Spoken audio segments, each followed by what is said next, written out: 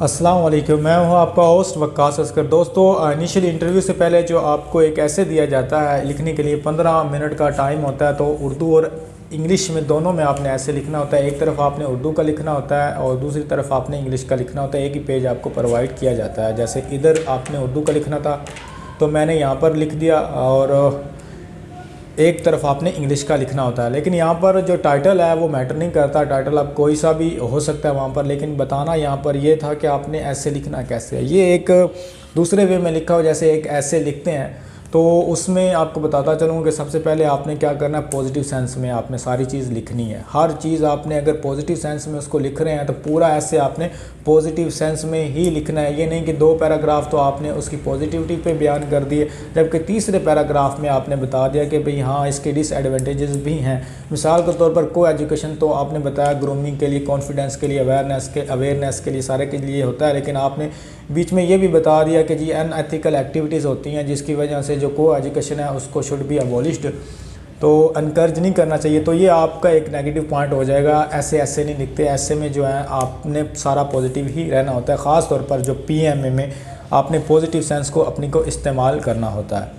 अब तो यहाँ पर स्टार्ट कर लेते हैं। सबसे पहले जो ऐसे लिखते हैं उसमें एक तो आपका इंट्रो पैराग्राफ होता है, उसके बाद आपने बॉडी पैराग्राफ लिखने होते हैं। मैंने यहाँ पर 2 बॉडी पैराग्राफ लिखे हैं। तीसरा यहाँ पर मैंने लिखा है कंक्लूजन, यानी कि चौथा जो है कंक्लूजन पैराग्राफ लिखा है। तो आपने जो पहला होता है ना इंट्रो पैराग्राफ, पहले जैसे ही ऐसे का टाइटल मिलता है तो आपने 1 मिनट के लिए सोचना है कि लिखना क्या क्या, शुरू कहाँ से करना है और ख़त्म कहाँ पर करना है, ये आपने सोच लेना है। तो जो आपने पूरा लिखना है ना, उसके की पॉइंट जो सबसे पहले इंट्रो पैराग्राफ होता है उसके अंदर आपने तमाम की पॉइंट लिख देने होते हैं कि आप उससे पता चल जाए कि आपने ऐसे में लिखा क्या है। इवन के पहला पैराग्राफ और आखिरी कंक्लूजन पैराग्राफ पढ़ने के बाद पता चल जाए रीडर को कि आपने लिखा क्या, आपका ओपिनियन क्या था, पॉजिटिव आप कितने थे।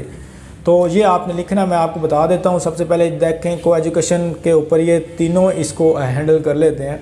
को education is very necessary phenomena in the present era. All the world have acknowledge that coeducation plays a vital role in the progress of any country. खैर एनीवेज आप पढ़ सकते हो, लेकिन बताना ये चाहता हूँ कि यहाँ पर मैंने को एजुकेशन को नेसेसरी एक फिनोमिनन करार दिया है, और उसके बाद मैंने कहा कि दुनिया जो है को एजुकेशन को मानती है और ये कंट्री की प्रोग्रेस के लिए बड़ा अहमियत का हामिल है। तो इसलिए जो है को एजुकेशन ऑफिसेज मैन वुमेन वगैरह इकट्ठे काम करते हैं, इसलिए जो को एजुकेशन है इनको अंडरस्टैंडिंग बोथ जेंडर को प्रोवाइड करता है। अब ये मैंने ये बताया कि मैं ऐसे लिख किसके बारे में रहा हूँ, कितना पॉजिटिव हूँ और मैंने आगे क्या क्या लिखना है। अब दूसरा पैराग्राफ मैंने इन वेस्टर्न कंट्री से शुरू किया। अब इन वेस्टर्न कंट्री से जो मैंने पैराग्राफ शुरू किया, इस पूरे पैराग्राफ में मैंने वेस्टर्न कंट्रीज़ के बारे में ही बताना है। ठीक है, वहाँ क्या क्या होता है। आपने ये नहीं कि वेस्टर्न कंट्रीज़ के अंदर कहीं अंदर और मतलब पाकिस्तान ले आए हैं, एशियन कंट्री ले आए हैं, तो आप पूरा पैराग्राफ जो है ना वो बर्बाद हो जाएगा।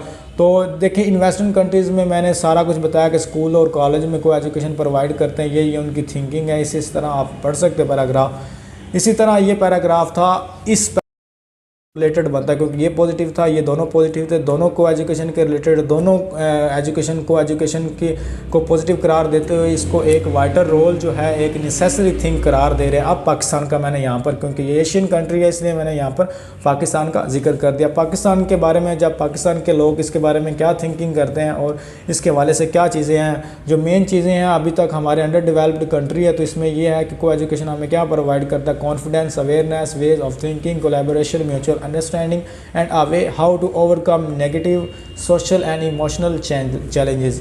ये जितना भी ऐसे है ये मैंने कहीं से भी नहीं देखा, ना इंग्लिश का और ना मैं उर्दू का। ये सारा ऐसे पूरा नेचुरल है, और मैंने ख़ुद को एग्जामिनेशन हॉल में इमेजिन किया और एकदम मैंने लिखना स्टार्ट कर दिया, दोनों इकट्ठे लिखे हैं। तो इसमें कहीं से मैंने कोई चीज़ उठाई नहीं, तो अपना ही था। जो भी ग्रामेटिकली आपकी मिस्टेक्स बहुत ज़्यादा कम होनी चाहिए। अब देखें कंक्लूजन सेंटेंस देख लेते हैं। So coeducation is necessary to bring confidence. Coeducation मैंने कहा कि आप दोनों पैराग्राफ को पढ़ने के बाद आपको अंदाज़ा हो जाना चाहिए। अब कंक्लूजन इंट्रो के बिल्कुल को रिलेटेड है, यानी को एजुकेशन इज़ वेरी नेसेसरी। यहाँ पर फिर मैं आर्गूमेंट कर रहा हूँ कि coeducation is very necessary to bring confidence and mutual.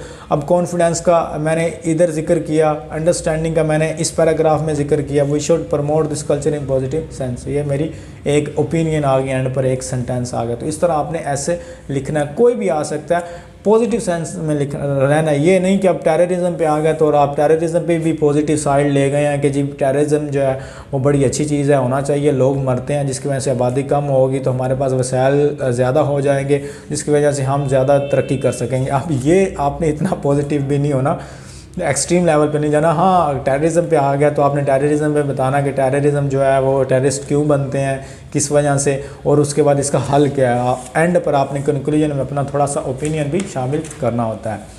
अब देखिए यहाँ पर ये हर फ़र्द है मिल्लत का सितारा, ये उर्दू का है। उर्दू का आप जिस तरह मर्ज़ी लिख लें, लिखना आपने वैसे ही होता है, इंट्रो पैराग्राफ बाद में, लेकिन ये मैंने एक नॉर्मल सा लिख दिया है और इसको जो आप पढ़ सकते हो आराम से। इसको जो मैंने यहाँ पर वाइंड अप किया वो एक शेर से किया, अफराद के हाथों में है कौम की तकदीर, हर फ़र्द है मिल्लत के मुक़द्दर का सितारा। तो ये सारा कुछ नेचुरल थे। ये शेर तो खैर मैंने याद किया था, एवं मैं झूठ बोलूँ, ये शेर मैंने नेट से बल्कि पढ़ा है और उधर से देख के मैंने लिखा है, बाकी सारा कुछ नेचुरल है।